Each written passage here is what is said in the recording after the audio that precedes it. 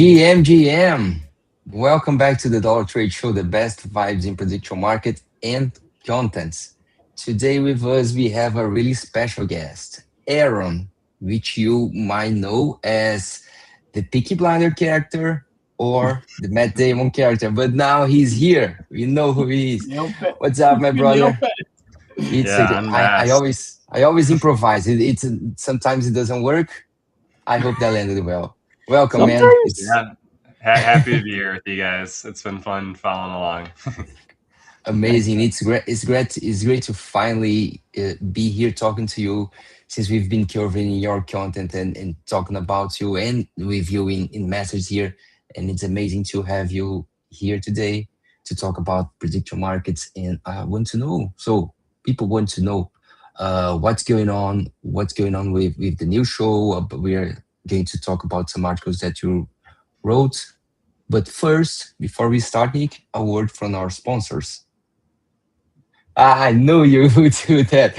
No, we don't have sponsors yet, guy, but this is the hook. No, you're muted, Nick. This is the hook. So if you're watching the show, if you're listening to us and you want to sponsor us, my DMs are open. Send us a message and let's talk about. So, Aaron, welcome. Please let us know, how did you start with crypto? How did you get into prediction markets? Please. Yeah, so I've had like a background in data analytics, mostly like in the healthcare space. And a little over a year ago, I got laid off from my corporate job because I didn't want to move to corporate in Arkansas. And was like a little bit interested in prediction markets, and I had used like Predict It in the past. So more so just there's like a kind of dollar threshold that I think was like $700 or $800. But I was always curious, kind of with U.S. elections, so I was somewhat familiar with it. But at the same time, Polymarket was exploding in volume. Kelshi was as well. So I ended up getting involved with this project, Polymarket Analytics, and I helped run their socials, did a little bit of data work for them as well. And eventually, the founder got hired to work at Polymarket, and from there, I was starting to trade a little bit in Kelshi with my older brother as well. And we decided there was kind of blank space in the Kelshi world. So we decided to start a project ourselves called Kelshinomics. So yeah, since then I've basically done like a little bit of combination of some of the building side, some trading, and then content mostly on X as well. Okay, amazing, amazing. And let me ask you about this show. You just started a show with Andrew, your brother. We had Andrew here in the show back in December. Could you tell us a little bit about this? What you guys are cooking there? Yeah, so we just started small dog trading, which my brother has had his professional career as like a derivatives ETF trader, so he kind of understands that TradFi side of things, whereas I come a little bit more interested in like the crypto world. So I think we kind of both bring our unique interests and talents there. We just had the one episode where I interviewed Andrew, although we already recorded and we're working on releasing our second one. So be on the lookout for Small Dog Trading episode 2 coming in the near future. Okay, amazing. So, guys, make sure to follow Aaron at Prop Aaron and check out the show. Is the pinned tweet here. So, moving forward, what are you working on? You talked about that you worked with it's Primo Data, right? At Polymarket Analytics, and then Calcinomics. What are you planning? What's next for you in this prediction market world? Yeah, so the thing with Kelshinomics is we were trying to have basically trying to simplify the market discovery process. Um, our backend database was down yesterday, so there's a small chance some of the data is not working currently. We'll see. Um, but basically, like an easy way to search filter, we pre-curated some markets as well. But I kind of want to start building a little bit more so on the poly market side of things, and Mhm. um, Yeah, so here's like, one example where it just created some like ad hoc dashboards to show what's the distribution of like US Fed rates when the presidential Mm-hmm. election as well. But for the poly market data, that's interesting to me because there's some data points that we can't necessarily get to with Kelshi because it's not fully transparent on chain. So I want to start doing a little bit more like trader analysis, like maybe seeing what like the smart money is trading on, what their largest positions are, and just being able to do like a little bit more analytics there. So TBD to some degree, but I am like starting to do Mm-hmm. a little bit more analytics on Polymarket. Okay, no, amazing. It's exciting, and I want to invite you already and everybody who's watching us to follow the Dollar Trade Show. And as anytime that you want to share the insights on the newsletter with us, feel free. I will love to highlight the content because I've been already a big fan of your content. And talking about it, I would like to ask you about this article. It's a special article that we covered here in the past about this year, the business of risk insurance versus prediction markets. Could you tell us a little bit about this? Go I ahead, love Nick. this article because I'm still trying to understand this in my head. That's I it. think That's I remember when we talked about this, Aaron was on the tweets and we were replying live, and he was explaining it to me live. But it'll be great to hear, like, to actually chat to to you about to it. to yes, exactly. So, I mean, correct me if I'm wrong. Basically, you were stating here that prediction markets can be a tool for hedge, just like an insurance contract in case of events. Like, I don't know, it's a hurricane about to hit my state, so I can place some prediction on a prediction market, and if that happens, for the money that I win from the prediction market, could have the same benefit from an insurance contract. Is that the case, or I'm being too shallow? Yeah, I think that's a good approach to look at it. So a little bit of background. So most of my kind of professional, like corporate career has been in either healthcare insurance or working with like healthcare, like hospital systems. So I kind of come from that background where I know there's quite a lot of, let's say, fat in the system. You know, it's like for every dollar you pay towards your insurance, you might only get 75 cents or 80 cents back on the dollar. Mm. So there's these massive margins, and now we have this new, peer-to-peer exchange with prediction markets where the fees are nominal to some degree. I think the fees will come down like on Kelshi, but at the same time, they're much lower than this 15 to 20% rate.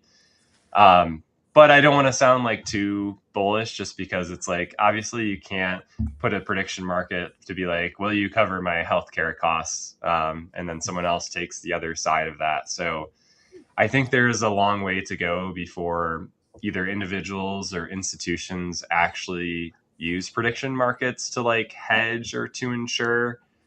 But I will give like one example, and I think the weather markets are interesting here. So Florida has a lot of like hurricane risk. And let's say that, people are willing to pay 10 cents on the dollar that if some catastrophic event occurs, which likely leads to, some amount of damage, then they get paid out that dollar. Um, on the other hand, maybe they're willing to pay a small premium, like 11 or 12 cents. And then I could basically be the insurer and take the other side of that bet, make that small margin, but be at risk or like exposed to like paying out the whole amount. So instead of the insurance company, it's like the other user can like almost act as like the insurer, take a little risk, but also like make a little margin. So the users of prediction markets, they will take the place of insurance companies.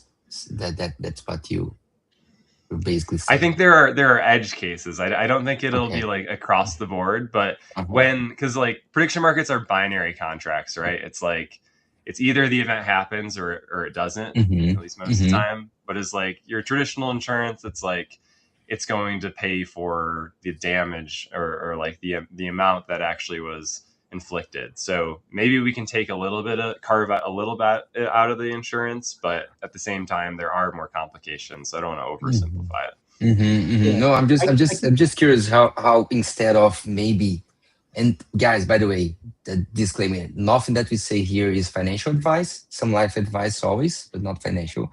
I was just thinking that maybe someone, instead of buying stocks of insurance companies, they could start to play this game on prediction markets, and with the composability of that, and with all the tools that we've been seeing being built, you just don't have like a stock market there. You can use that same money on prediction markets, and you can use DeFi tools to take advantage of the money and make that more economically efficient for you. So it is an interesting case, and I just wanted to the weather highlight here example works for me. The healthcare the example weather. obviously like a wee bit further out, but the weather one, because like in the UK right now, there's some like crazy ass flooding going on in some places, and people are having problems getting insured, but their houses are still there. So like if you can find a market around the weather in your area, you might be able to bolster your insurance, Hmm. which you can't get just now from insurance providers, even though you have a house there and have had a house there for years. Hmm. Okay. So how about this one? Before we move to the news part of the show, and I like it. This Squirtle Pokemon here. Oh. Yeah, Okay. the What evolution is? of Squirtle. uh, We so know yeah, Bulbasaur and Charmander. They are stronger than Squirtle, but that's fine. I like Squirtle. He's friendly. yeah. Well, I Pokemon Blue was my first my Game Boy. So like I think that was my first character there. But Amazing, anyway, amazing. um, What's the evolution of polymarket business model, man?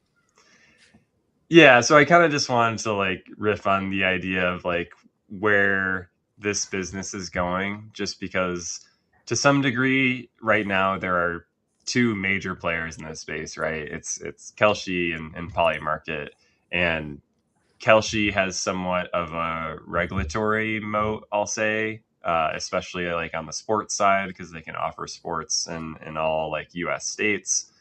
Um, Whereas Polymarket is still charging zero fees almost across the board, with the exception, I think, of like those 15-minute Bitcoin up Hmm. or down Yeah, markets. yeah, the crypto market. And Yeah. even that, I think it's slow, or I think it's like relatively low, and a lot of that fee is actually paid out to like the makers. So yeah, so what makes the $12 billion valuation or whatever their latest raise was, and I think a lot of that is going to be the data, for one thing. So they're integrated into ICE, and ICE also made like a very big like investment in them. So their data can be basically instantly made available to institutions, say like on a Bloomberg terminal or something equivalent. Where having really fast time data updates on various things might be able to, make better financial decisions, not just in prediction markets, but in traditional markets, or even like geopolitical risk and things like that. So I think there's this massive value in the data, and then there's also some other ways that they can make money, but I do think data is the number one. And I talk about the float here. So Polymarket, they pay interest on some long duration contracts. Hmm. So Four the percent. 2028, yeah, exactly. So 2028 presidential elections, it's like no one's going to want to trade a 3% contract, especially take the no side to earn 3% yield over 3 years, right? So it allows them to incentivize people to actually trade these markets, which is great. But that's only, I don't know a real percentage, but maybe that's only 10% of the total volume that Polymarket actually has. So I don't know all of the legalities here as far as like what they can do with the rest of the money, but you could put it into U.S. Treasury bonds and make 3 point Hmm. some percentage. Or this is in the Ethereum ecosystem, so maybe they could throw that in Aave or something like that and Yeah, earn, that's earn a Mhm. yield on USDC. So I Mhm. think there's a lot of avenues there, and I honestly don't know, what exactly they're currently doing. Yeah, I was talking to a guy the other day, and he was just highlighting how potentially Polymarket stablecoin is another business model that they can explore in the near future. I wrote Hmm. about how I believe that there will be a Polymarket blockchain, their own layer one in the future. And yes, I mean there are a lot of revenue models that they can explore. I just think that nowadays they're more worried about with competition, distribution, and the legal game which going on. But yeah, Mhm. okay, amazing. So Curious on that. So with sure. the with them offering a stable coin, do you think that would? There's kind of like three prongs I see here, which is like developing their own L1 or L2, having the poly token and whatever utility Hmm. that has, and then I hadn't thought of that, but you're saying maybe poly market related stable coin, and maybe there's yield associated to that. Do you think those all Hmm. three of those might come around the same time, or any thoughts there? I No, that would mean, be so difficult. yeah, That would be so difficult. Just collateralizing a stable coin on its own would be incredibly hard. Never mind, Yeah. never mind like finding makers for like the token and all that stuff. Unless the token and the chain were the same thing, then that's like okay. So hmm, the token, the chain is poly basically. Um, yeah. Mhm. and then you would then like I think if they've got a chain, it starts to make sense that they have their own stable. But I'm just like, how many stables do we need? Like, really, That, how many that, stables have survived over the past couple of years? that's Like two, really, two, like USDC and Tether, and that's really oh, like, Ethereum has been growing a lot. We have some use for the PayPal stablecoin as well. I mean, ideally, everyone will have their own stablecoins to try and get a kind of a closed system. So I think it which makes goes sense for against Poly. DeFi entirely, which is It meant to be able goes. to It interconnect. goes for No, we'll get a stable for yeah. our own, and you But can't but trade it. even It's but even Tether, we call Tether multi-chain, but over 0.5% of the total volume is traded only on Tron. Is that yeah, really yeah, yeah. multi-chain? There's, So I mean, there's USDC is loads the of people same. doing there's loads of people doing arbitrage across chains on stables. So there's a good money making mechanism there. But Yeah, there is. yeah, I I don't know. mean, As people you have to be I'm a usually whale like, to do that, but that is yes, yeah, yes, for sure. I just think it will make sense. I mean, I don't know the technicalities of that, but it seems for me to make sense to have a polymarket chain to incentivize people to build products on that. Imagine a specific device set of tools built inside polymarket chains. Um, and then you have a stable coin that will be the fuel to all the economic activity on the polymarket ecosystem. And then, of course, we would have a poly token that's not related to the core business, which will be the kind of what hype is for Hyperliquid, for example. yeah, And for example, Hyperliquid, we have Hype and we have the Hyperliquid stablecoin as well. It's the same model. It's something that's working. So the financialization, everything that we are seeing on Hyperliquid, we could see something similar for Polymarket for a closed ecosystem. Uh, I think so, but it will take time for Yeah, sure. shout I out to think it'll Hype be for incredibly surviving the interesting to play out. Sorry, go ahead. yeah. I just know I noticed yesterday because I was obviously Bitcoin's taking a battering right now and everything else is going with it. I noticed that Hype wasn't sliding the same, and in fact, at one point it was the Yeah. only green number there, and I was like, "Wow, that's Yeah. very impressive from a new chain." So Hmm. yeah, I mean, Yeah. Hype is probably a good model to copy if Polymarket wants to go down that road. Yeah. Yeah. Okay, guys. Moving to the next topic, and now we are going to cover the news, everything that's happening. And damn, I mean, last show was 2 days ago, and I have like 20 topics to talk about already. First one, of course, the free groceries for everyone in New York. I mean, it started with Kaushi here. There was a big line. They were giving it was limited, of course, but they were giving free food for people. And then we saw people just buying stuff in the store. I was just talking to a friend yesterday. Guys, it just feels like a crypto event. You go there and there's free food for a limited amount of time. That's it. They just put out a crypto event. That's what's going on here. Um, Do you then know what I we want to know?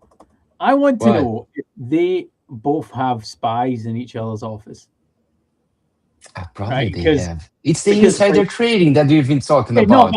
I think there's double agents in those teams because like how do you know that somebody's doing that, and then you can do it like the next day, Mm. or like did Kalshi run Polymarket, or did like you know what I mean, like because Mm-hmm. it can't be Mm-hmm. fast to set up a supermarket for a day or something like that, you know, and like all the signage and yeah. Yeah. I mean, there was this discussion as well in Twitter yesterday. I mean, people were saying that one was copying each other. I mean, from my point of view, I might be wrong, but I saw Kaushi publishing this before, and right after Polymarket came with this Polymarket store. So you're giving money for a day. You were giving food for a day. Okay, so we are going to open a store of free food, which we're going to talk about here. But it was just crazy. Just want to highlight this one. Gemini, it's just a click for attention, but they were offering $500 for people in the line. So just they left the line for the $500. And I asked, why, Leah, why Why? not? But fuck, I mean, why?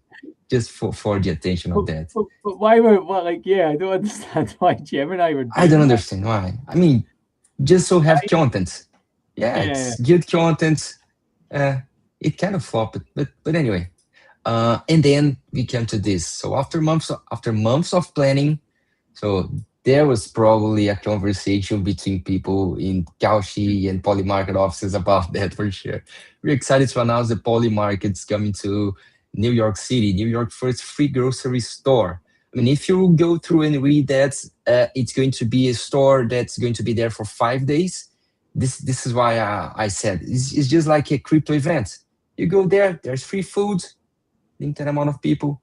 But my take on this is I prefer to see these companies competing, giving free food for people, than giving badges and giving money to KOLs to fights on Twitter.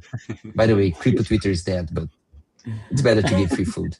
so I wasn't sure if this was real when I first saw it because it looks like it's AI generated, right? Like Yeah, this is I just this is thought it just was a real. mock for now. Yeah. Oh yes, okay, so they've not actually got it. What do No, you yeah. think of the free food wars that they've started? Every 3 months they start another war. Another war. Yeah. I guess I'll start like as much as I prefer, some things here and things there, and I trade on Kelshi. I generally want to not give like overly unopinionated takes, as far as like being Hmm. overly tribal, like some people do. So I'm gonna try to aim there and kind of give my real thoughts. But I guess first of all, it's just like I think it's great that like they're giving away to some degree, but it's just kind of interesting that like this is how you get like news media for like a prediction market. It's like let's give people money for groceries. Again, it's like it's a good thing, I guess, at the end of the day, Mhm. but I think it's kind of funny. And then like, but yeah, it's like there's no way this was purely a coincidence. It's like these two competing rivals all of a sudden within one day like both announced like very similar initiatives. Mhm. It does seem like the polymarket thing may have taken a little bit more planning just because they actually have a pop-up for Yeah. 4 or 5 days or something Mhm. like that, but again, this is Mhm. also like a AI generated stock image, so Yeah, I don't know, end of the day, good it's thing, cool but a though. part of me is like what's going on here. Yeah. Yeah, And I'm so, I'm but weirdly just cynical from being in marketing for 20 years. I'm just like, I know that how these decisions are made, and they're not made from the heart, right? They're not Yeah, like, yeah, let's yeah. feed people. They're saying, how do we get attention with normal people? Oh, we give them free food, or we put a grocery store because grocery stores are recognized symbols in neighborhoods, right? Put a grocery store in the street, and then that's cheaper probably than buying Times Square, way cheaper than buying Times Square outdoor advertising, right? So like it's like outdoor advertising, but it's probably like 10 million cheaper. Yeah. Yeah. They are I becoming also think there's Spider-Man, some. you know, the friendly neighborhood guy. Prediction That's the market. thing. Prediction markets, yeah. You're Spider-Man. Yeah. I mean, and yeah. And guys, when I talk about badges, don't mean to offend. If you have your badge, I will be on your tribe. I mean, if I had a badge, give me a badge. I will be the tribest guy that you can think about. Just give But us all when it badges comes and we'll to go around causing chaos in everybody's fuck, I would fight. community. That's what we do. I would fight with everyone if I had a badge. I would. But anyway, what my point here is, I understand. I totally agree with Nick. This is not the kind of thing that's done from the heart. But I prefer this kind of competition over people just fighting on the internet. It's way better. It's way better. At least it benefits someone, not only the There's a company. social good to it in And the end. yes, and Oh, this was that's really cool. hilarious. Yeah. This was really cool. So just had a very concerning experiment at Walmart. Walmart has a price matching system, and it's where I buy all of my groceries. I loaded my cart with about a week's worth of groceries and showed them the Cauchy Poly Market free grocery campaign. They refused to honor the price match, forcing me to abandon my groceries, many perishable items that will simply rot now. After speaking with a manager, they forced me to leave the store. Corporate greed is running America. I It do was really enjoy cool. Camel. Camel I is did fun. enjoy, yeah. It was Yeah. really Yeah. cool. I like his I takes. think he follows us. Should get him I on the don't know. I show. don't know why I don't follow him, but it's No, I done think he now. follows us. I think Okay, he's okay, building like moving on forward. site or something like that. I've seen some cool things out of the project that he's been working on, trade on site. Trade Yeah. on site. Let's see, trade on site. The Premier Telegram Trading Spirit. Oh, damn. Need to add to this list. By the way, guys, if you Oh, want to get to the prediction market stuff, make sure to follow this list I've been putting together with people that are building cool stuff here. that's cool. We should have him on the show to talk about that if he's in. If Yeah. he's up for it. So I saw this last night. It was kind of concerning, but it seems to be a nothing burger. But here it is. It got a lot of attention. So crazy story. A bank analyst published a report showing Cauchy users lose money even faster than sports gamblers. So Cauchy first tried to pressure the data provider to change their data, and then accused them at the analysis of conspiring to extort them. What that doesn't work. Um, if your head of camel needs to show up in the replies of anonymous Twitter accounts to argue with randoms, you have made a horrible PR fuck up somewhere. I don't think this is a good take, but let's see what people from Cauchy was saying here. So I'm head of comments at Cauchy. This story is extremely disappointing and does not reflect what happened. Here's what did. Reporter told us she's running a story from a data source. We checked the data and told the reporter it's flat out inaccurate. We also explained how it's private data, so an external source doesn't have it.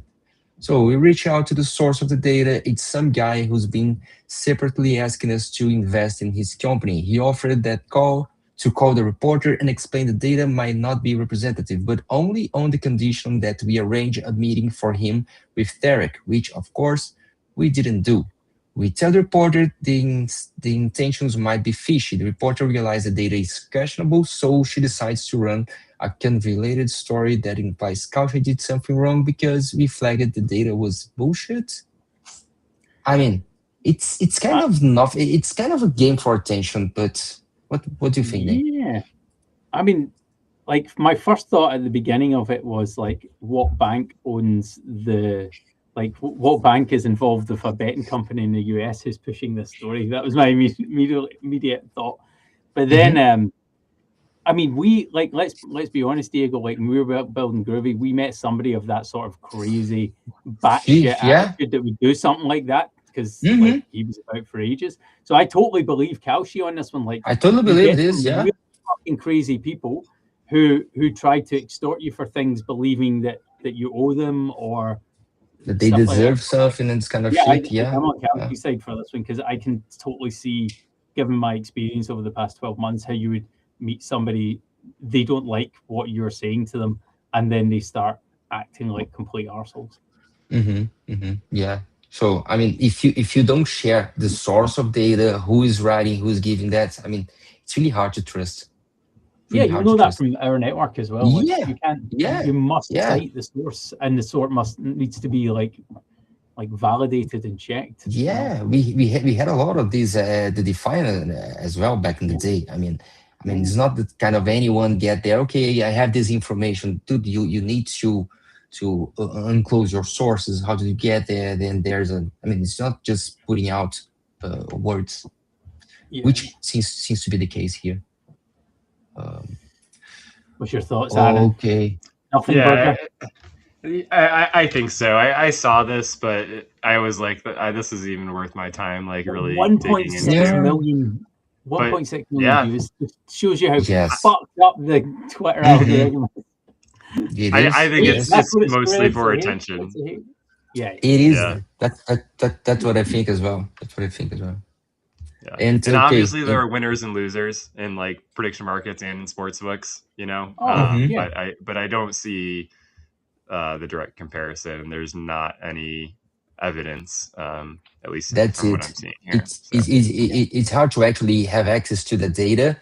And I mean, I saw people talking about it, but I never saw actual the data that people could be able to verify what's going on.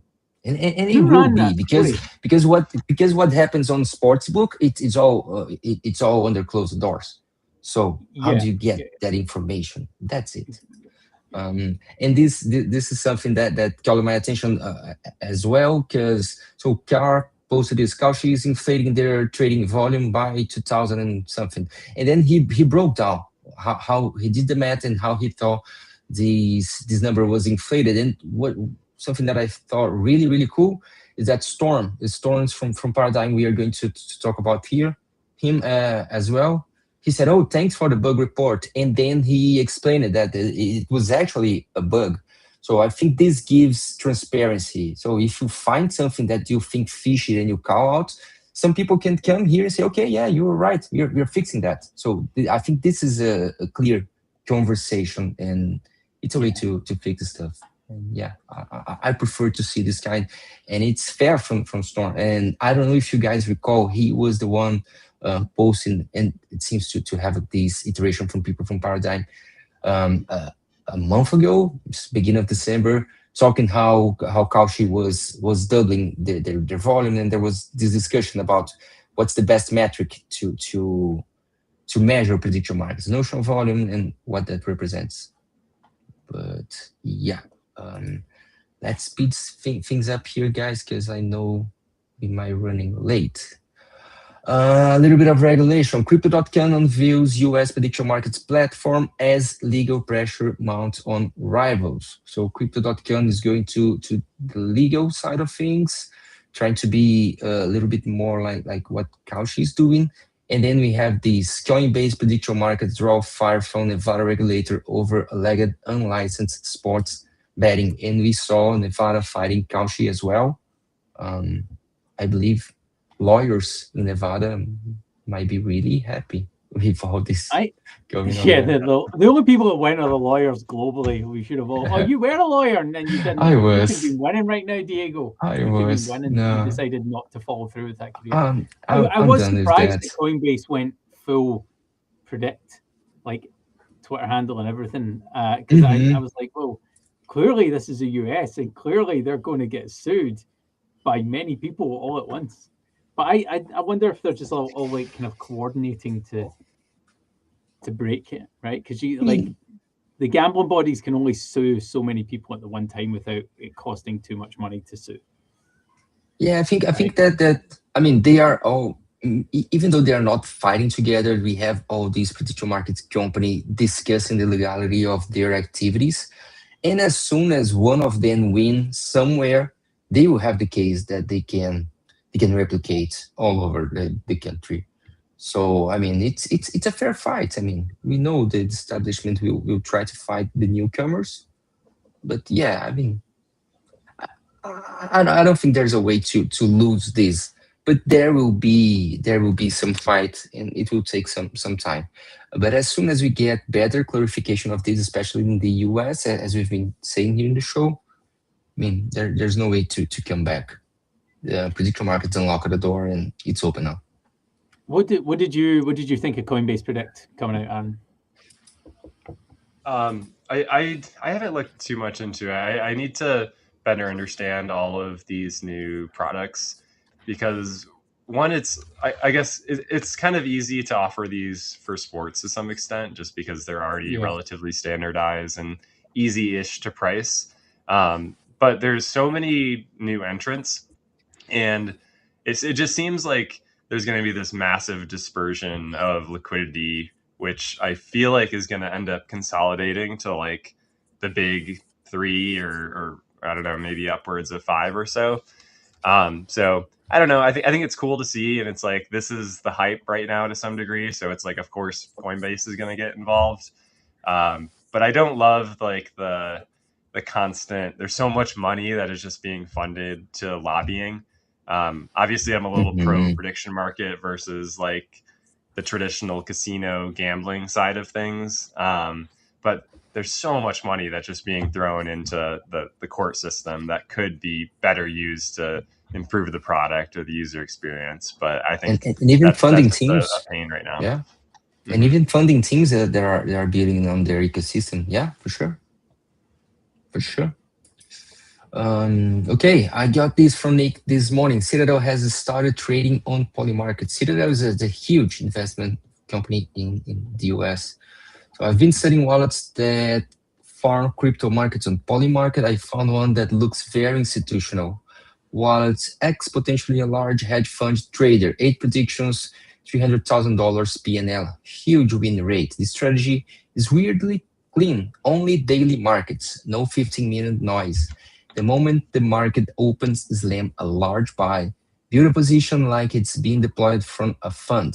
These wallets trade rarely, only on days when there's clear info about a move. That's why you see 300 to $400,000 swings on daily BTC sold directions. If it goes wrong, they don't panic sell like retail. They do the fun playbook: split size, open the opposite size, unwind, sell into the book. This is exactly how big players can shape their tape on the on thin markets and still get paid. I use Blue Pen 5 to put this wallet on track, waiting for the next guarantee entry. So he's stating he's copy trading this, and yeah, I mean there's a thing, there's something that aren't just touched. There's so many tools right now that you can use to play your game here. It's even hard to follow with the amount of new products and new tools. Do you use do you copy trade, Aaron, or do you do your own stuff when you trade? How do you do that? Yeah, just my own stuff, and I'm also just not a high frequency trader, which I think some of these terminals are slightly more geared towards traders that are doing that, or some of these copy trading techniques. Hmm. But I'm very hesitant to copy trade because, for one, it's like, especially on Polymarket, you don't know if these people have other wallets, and sometimes people try to pump their positions just to get out of them, and they could Mm. manipulate that. I mean, not technically legal if it was like in a Kelshi CFTC regulated exchange. Polymarket's kind of the Wild West. So I'm sure that happens where it's you promote Hmm. your bag, you sell out. So I would say it's good to like look at people's positions, and I like to look at like the top traders and what they have. Hmm. But I would never blindly copy trade. Yeah, yeah, yeah. Um, That's and what then I agree with that. Yeah. Hmm. this guy's point, one, I think I mean, I think it gets like attention, but it's a little bit of a step to be like, oh, Citadel has started like a Hmm. trading fund. And I think that, one, like any large US institution is going to be very hesitant to trade on Polymarket, at least at this point in time. So I kind of doubt that there are other sophisticated players, outside of the US. But I think that's like a little bit of a jump. Yeah, yeah, yeah, that's a fair point. The guy asked it here. What do you mean talking Citadel? Yeah, the big hedge fund. But how do you know this could be that fun, right? yeah. it could be I mean, it could be just a rich guy. Oh, I think like if we draw parallels to like the adoption of crypto in institutional um, grade services, right?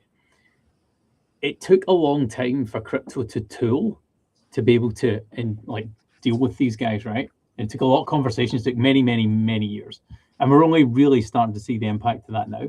And then like a few weeks ago, and actually like last year, it's come up twice. The whole Black Scholes thing for prediction markets, where so the financial systems have already dealt with the problem of what was it binary markets or option markets, I think it was, in 1972 to deal with like the fact that the price didn't necessarily represent what was going on at that time, and prediction markets still haven't leveled up to that sort of grade, because these institutional companies that are looking for almost exactly tool for tool and reliability that they get in financial markets right now, and for them to trade any other way would be incredibly hard because their risk team wouldn't allow them to do it.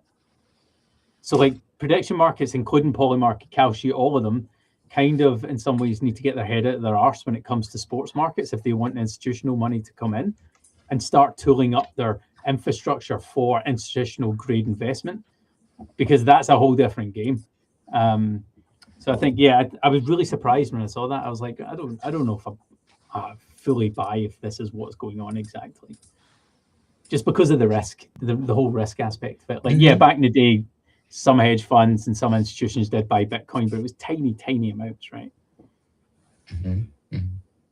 Yeah. So since you mentioned institutions, let me get this hook here. There was this announce 2 days ago about A16Z crypto. I can't say A16. I always say AI16Z crypto because of the AI coin. But anyway, A16Z crypto funded this project called Kairos from Jay. It was a nice surprise because I saw a post from John Wang last week. I sent a message to Jay. I only realized that he replied to me this morning, but yeah, so they have been working on this new kind of prediction market called Kairos, and he says there was a Kairos is the unified execution and intelligence layer for prediction market. I don't know what it means, but it sounds really interesting. And they were able to come on the show and tell us. That's it. That's what I asked him. Come to the show, explain what you guys are building there. So Kairos exists to close the gap. What the Bloomberg terminal did for Wall Street, Kairos does for prediction market traders. So as Nick said, it's the kind of tool that we need to get institutional money, to get institutional attention for what is going on in prediction markets. And they raised 2.5 millions. And yeah, it's so congrats on you guys. Jay, I know you're watching me. You sent me a message saying that you're a reader of the newsletter. Amazing, bro. Let's come to the show. Let's talk about it. And this is from John Wang. It's the same thing that I just read, but I just wanted to mention John Wang. I love you, man. Met Jay 6 months ago when Kairos was just an idea. He was one of the first in Calvin's builder program. Back then, there were virtually no startups building on us yet. Prediction markets aren't a curiosity anymore. They are spanning real companies, real infrastructure, and real careers. Congrats. Congrats to Kairos. Congrats to Jay. Yeah, and okay. That's huge. I think that the apps and terminals and whatnot that are being built on top of prediction markets are almost like the next layer that's coming out in 2026. So last year we got the $10+ billion valuations for the actual prediction markets, and now we're getting millions, tens of millions valuation on some of these top tools. And I've started to play around with some of the terminals. I've talked to Jay a little at Kairos. I'm interested in that. I've also worked with like Synthesis, Bullpen, and Bravado. And there are like a lot of other players too. So I'm going to keep following this, even though I'm not necessarily like the go-to terminal user because I'm not a high frequency trader, but really excited to see like how these guys differentiate themselves. Because like the user experience it's okay on Polymarket or Kelshi. but these may improve things. Didn't improve it. And shout out to Roman from Bravado. He has been in the show before. We are going to have the guys from Synthesis in the show. We just need bullpen. Bullpen. If you're listening to us, come to the show. Slide in my DMs. Otherwise, after the show, I will DM you guys. Okay, this one is really interesting. It's from Greek Gambler. We've been covering his content. He put out some pretty cool content, and this was one of that. Just a second here. Okay, so someone just bets $500,000 to win $100,000 that Elon will tweet less than 90 times in 2 days. So the tweet counter is currently at 89 right now, and there's 2 hours left in the countdown. If Elon Musk tweets again in the next 2 hours, this guy will lose almost $500,000. And Oh, I bet Elon was he saw this, he oh, was that's tagged, not and I great. bet he took it because then he updated us. Here's the account of this DJN, or it could even be Elon Musk. Nah, let's see. Update. He I mean, lost that's it the all. change in the back of his sofa. He wouldn't even waste his time betting that Yeah. money or anything. Fuck yeah. So, dude, and this guy, he lost it all. I even commented there, dude. I bet that Elon Musk was following this market and was following this guy and said, "No, I will hold this tweet here. I'm not going to post. Let's make this motherfucker bleed." Oh man, that is Yeah. that's fucking horrible. Because you can imagine where he's at, like 2 hours before he's like, oh my god," and then Fuck. I wouldn't like to be this guy. I mean, I don't know. It's the kind of thrill. I cannot handle this thrill. Imagine. I just need two more no, posts. Two more posts. I have 2 hours. Fuck, man. I yeah. don't know. I And I once did fundraising on Kickstarter, and it's really similar. Where you're just like, oh my god, like I need to get to this number, and the time is ticking down, and you're like, I'm almost there, and then oh, it's so hard. I hate that shit. yeah, That's why I would never it's do it again. and we mentioned this in the past. It's the kind of market that it's exclusively under the control of one person. It's Yeah, really tricky. It's really tricky. I mean, it's fun to talk about. It's fun to discuss it. But when we talk about prediction markets as truth machines, as engines that can benefit society, I mean, it's a kind of a useless market. Of course, I mean, there's yeah. use. You can make money. You can make a lot of money with this market. There is some use that has some value, but it doesn't state the benefit of a truth machine. Well, My point. it depends how you look at it, right? Because if you can somehow correlate it with Elon's mental health, then you might you might know how the company is about to go, or if Elon's going to do something fucking crazy in the next 48 hours or something like that. Because I think what, like, remember he was having that beef with Trump at the was it the beginning of the year? What, like beginning of last year? God, Oh yeah, time's last flying. year. This time Last year, last yeah. year, pretty much, right? And he was having that beef with Trump, and everybody was just like, "What's going on?" And he was just tweeting like crazy. Trump's the same. It's like how much like what's the relationship between like somebody's like mental health decline and the amount they tweet in a row at pace? Like I'm Mhm. interested to know that. I can tell for myself. As much as I tweet, my mental health goes down, but I keep doing. Yeah. That's because it's just like jacked right into Yeah. your dopamine reception, and it's just like, you like this, bitch, you like this, take it, tweet, retweet. Oh, somebody gave you a like. The actual thing is intermittent responses. That's the problem with social media. That one thing. It's exactly what they built it for. Anyway, I can Yeah, moan about social media Yeah. all day. Those are yeah, wild markets. I tend to agree that generally there's not as much of a use case, and I also would just never trade something like that. It's like it's not a casual market to trade in. There are hmm certainly people that have some type of algorithm or models built to Oh, outperform those markets. So hmm don't punt a few $100,000 on a thought. hmm hmm what the guy? Damn, I always forget his name. Sorry, Victor. The guy from the New York Times, the prediction market trader. Dude, it's amazing what he does with the mention markets. That's fucking amazing. I mean, the guy is really talented for sure. I mean, that's just not the kind of market for me.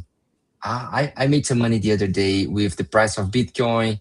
I have some money on the Brazilian elections, the Brazil rates here. But I mean, anyway, I mean, but in the end, it's good to have this diversity of markets because I mean, we can onboard everyone. I mean, there's a market for whatever your interest is.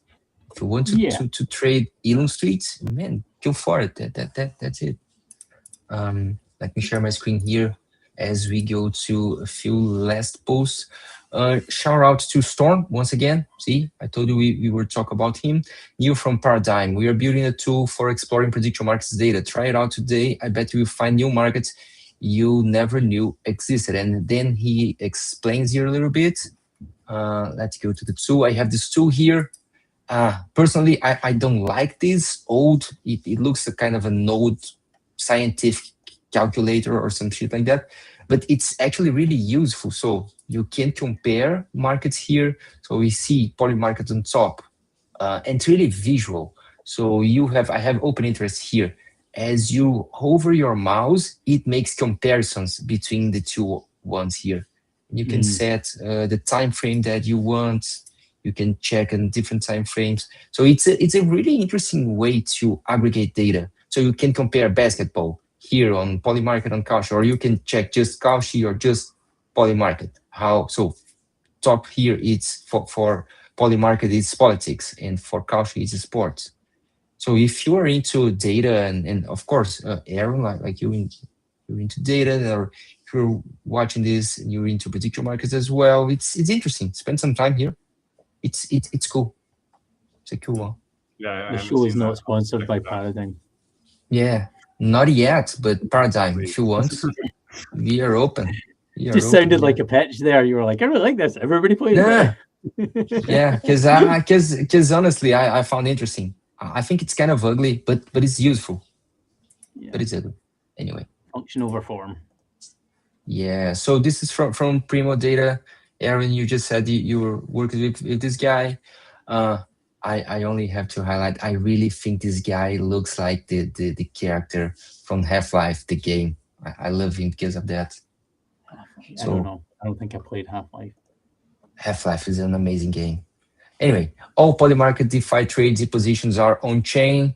Here are some blockchain data sources for the builders, researchers, and analysts alike. And then he stands here. He highlights some data sources. I will have a link for this on tomorrow's newsletter. As you guys know, everything that we discuss in the show goes to the newsletter. And then moving to the last part of the show, I just want to highlight some articles that I found really interesting these last few days. And you will have a link for all of them on our newsletter, the dollartrade.xyz, that goes out tomorrow. The Oracle problem is that oracles are people. It highlights the problem with resolution on prediction markets. It talks about oracles, which is a topic that we've been covering here a lot, and how the top traders on, at least what I see on Polymarket, keep complaining about some resolutions. Aaron, what's your thoughts on that stuff? On resolution and maybe even some potential ideas on how we get around it. Not around it, but make it more reliable and maybe more at least improve. Yeah, at least improve. Yeah. I don't think I have like an ultimate solution. I mean, what we're currently looking at is Cauchy centralized employees making the decision, right? Versus Polymarket, UMA, whales can make these decisions, and occasionally, random shit has been like passed overnight that someone will say resolved incorrectly. So I don't think that's the solution. I do wonder if like the Poly token might play into this, but it seems like there needs to be some. I know I'm like generally pro decentralized and you guys are in the crypto world, but it seems like there needs to be some centralized authority to kind of, I don't know, rescind something that was approved by like UMA. And I wonder if like a company could actually like take this on, like we're going to be the resolvers for Cauchy like here on out, because that is it's a current problem in the Yeah. situation. So I don't know. Mhm. It'll be curious to see how it develops. When we were building the Groovy, the only thing that we could think of is some sort of blend, like not full decentralization and not full centralization, but some form of, okay, here's the content. We have some sort of like blind man system, so they can't coordinate with each other, but they're humans and they all have to vote in a direction, but they're not. Mhm. They don't vote because they have lots of tokens. They vote because they've been voted by the community to be able to vote on these things because they're trustworthy or Mhm. something like that. But Like I think academic it's really hard to researchers, get right? away from the human and ensure that it isn't rugged essentially, because Uma's been essentially rugged a couple of times by their early whale investors, I presume it is. But yeah, and also the centralized part isn't necessarily ideal Yeah, either. But yeah, we're used to it with sports books and traditional finance tools and stuff like that. Yeah. Yeah, yeah. nobody has this one down. Take some very No, smart people to figure this one out. yeah. I have started a draft for an article about this, and I think that for different kinds of markets, we would need different setups of resolution, Yeah, not have the that's same fair thing as well. for everything. Yeah. That's Yeah. my point on this. So shout out to Algor. Algor was the first ICO project on Ethereum. It's a long time ago, and they are just coming back with the boom of prediction market. It was a kind of prediction market in the past, based on an AMM system, and they are proposing a modular Oracle for outsourced resolution and a comparative Mm, analysis of Oracle security. Hmm. perfect. Sounds fancy. Yeah, Yeah, sounds I fancy. trust them though. They're like OGs. They've been around for a while. Yeah, So yeah. they've been around for like what, 10 years? Like They almost 10 years. they kind of slowed down everything for a while, Yeah, but and still now they're coming back. the builder, like the Yeah, guys that built it, they are like there. that doesn't slow down. Like their brain Mm, learning shit and understanding problems doesn't slow down. The yes, project, yeah, but they don't. that's true. So That's true. just random auger story. So when I Sure. was like first learning about I don't know, using like MetaMask at the time, I didn't really understand gas fees or anything like that. And I think my first transactions, because I was interested in Predict It and saw Augur, was trying to make some type of trade on Augur. But I didn't realize like the gas fee thing. It was just kind of clicking buttons. So I think I made like a $5 trade and spent like $30 on gas, and that was the only trade I'd ever made. But I've learned a lot since then. But it is just like funny. That's what I think You of. will not be the only person that did that. Like Yeah. it is insane, insane. Yeah. This is from Adhi from the 50 cent dollar prediction markets don't blend reality. He's been putting some pretty good articles, and yeah, so I recommend it to read this one. So source theory over flexibility does not apply on an asset where the price is a probability. Um, oh, this one from Jones. He's covering this new. Then how's the name? He's calling here the Pumped Out Fund of Prediction Markets is the new project from Daniel Sesta. What is the name? Pandora. Pandora, Pandora. yes. Pandora. We mentioned Pandora in the last show. He's building a kind of a parlay. It's not kind, it's a parlay on top of poly markets. All right. Okay. That's it. Yeah. So yeah, adding parlay to poly market. And I remember that we highlighted how there is demand for parlays because Kaushi calls them combos. And there's this dashboard from Dash, who's coming to the show next week, by the way. And dude, it's getting really high. I mean, the demand for combos. So I believe there's product market fit for parlays for sure. Yeah. Do have you ever tried out these combos or these parlays, Aaron? Uh, not personally. I've kind of seen them blow up, and I understand why. People tend to enjoy the long shot bets more than like the sure thing bets with like a small edge. But at least like when I was looking at sports books and like parlays, it's like the expected value is always really bad. It's like you're playing a much worse game on average unless you have like some type of edge. And I also Mhm. just don't. I don't do a lot of like sports gambling, so not for me. Okay. No, okay. Yeah, no, it's not for me as well, but there's clear demand for this. I mean, yeah, even in sports books. This one is from Zidis. Polymarket liquidity pooling is a new way to earn, and I love this between quotes, passive income. So if you want to do some passive income, liquidity pooling on Polymarket, this is something that you can do. And you posted last week, Aaron, there on Cautionomics, there is a new tab there to track incentives on the markets. Yeah, so I like to work on this for Polymarket as well, but Kelshi has something relatively similar to Polymarket where there are two different types of incentives. So one is liquidity incentives where they'll say, for this market, we're going to offer $100 a day based on the top 5,000 shares. So basically the 5,000 shares closest to like the midpoint. And then they also have similar things for volume incentives. I kind of like the liquidity side better, but I understand why they're trying to incentivize volume. And then I did some comparisons between Polymarket and Kelshi. So for the shutdown Mhm. market, it was like I think Kelshi was offering $100 per market across 7 markets, that was Kelshi, whereas Polymarket was offering like a differing amount with slightly more money with like the really competitive markets. And I think this is great because it like helps drive like early price discovery in these new markets. And it's also like it's a huge opportunity because one, there are going to be market makers that are trying to get those liquidity rewards, but it also means the spread's going to be really tight in a market that might not be Mhm. priced well yet. So it could be a good opportunity to take your orders if you think it's like severely mispriced. So I hope these exchanges continue to do that because it clearly is boosting volume, and I do think it improves like the experience. Mhm. Mhm. Yeah. Yeah. So moving here, okay, now we have, I just want to highlight the importance of hyperliquid stuff that we mentioned last show. Hyperliquid in introducing a kind of a tool that allows the builders to create prediction markets, and it's going to be introduced by the Hyperliquid Improvement Proposal number 4. And there are multiple articles covering that. So if you're interested, I'm going to list them all in tomorrow's newsletter. So this one is from Castle Labs. This one is from our friends from Blockmates.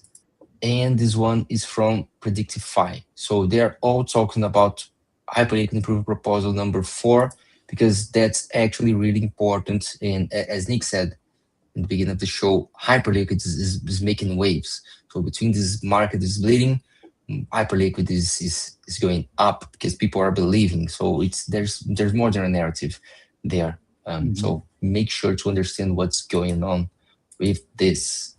And just a shout out to Prediction News. There was this episode published here on YouTube. It's an interview. Prediction Market Movers with Chris Gerlacher sits down with Harry the Crane, professor. It's an academic voice who's talking about prediction markets. And last but not least, shout out to Prediction Index, and then shout out to the guys who are organizing this event. There's this event going on Token. Actually, it's a consensus event going on in Hong Kong, and they will have these side events, Prediction Markets After Dark. If you are going to consensus at Hong Kong, make sure to stop by. Okay, guys, and let me, of course, let me just remember you guys. Aaron, any last word before we wrap this up? How people can follow you? How people can get close to your work? And if you want to shout out something, feel free, bro. Yeah, so I generally focus on kind of the data analytic takes in the prediction market world. Worked on Calcinomics.com, but also continuing to do some further analytics. So I'll post that on the X and also deploy to our website. And then, yeah, lastly, the podcast. So, Small Dog Trading is something that I'm working with my older brother, Andrew, who's the co founder of Calcinomics. And I think that should be out in the next day or two. Okay, But yeah, really happy to finally be on the show with y'all. It's great Yeah, it's been chatting good. and looking forward to the newsletter and more episodes. great, bro. Amazing to have you here. Thanks again for joining us. Thanks again for putting together the great content that you've been putting. So I advise you, if you don't follow Aaron yet, make sure to do that at Prob Aaron and check out these episodes. It is already out. Yeah. And bro, amazing having you here. Hopefully you will come to the show in the future to share with us what you are building. And that's it. Did I forget anything, Nick? Anything else? I don't think so. I think you're all good. We're all good. Okay, Been good guys. I think Aaron. It's been a long time coming. All right. I'm glad Yeah. you've been here. yeah, glad to have you in the Likewise. show. Appreciate it, guys. Thanks everyone. If you're listening and watching us, we will be back next Tuesday. It was great to be here with you